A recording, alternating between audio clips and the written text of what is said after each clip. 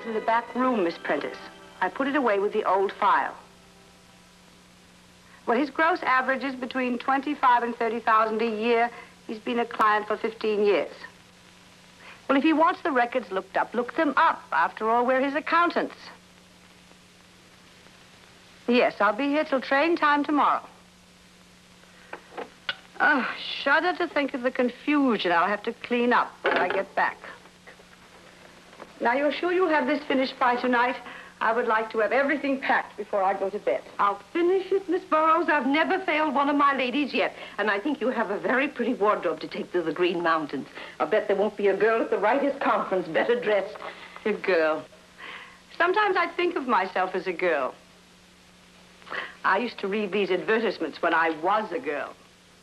Writers' conference, ideally situated in beautiful Vermont mountains, informal atmosphere, advice at once friendly and honest, contacts with other writers, editors, and publishers, provides a stimulating and memorable experience.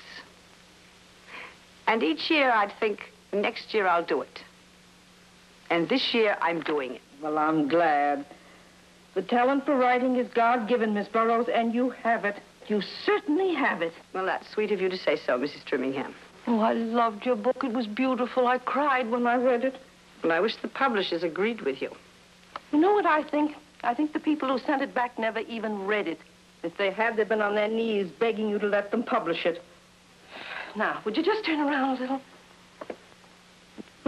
That's fine. You know, the other day I was making some alterations for Mrs. Todd, and you went by. And you know what she said?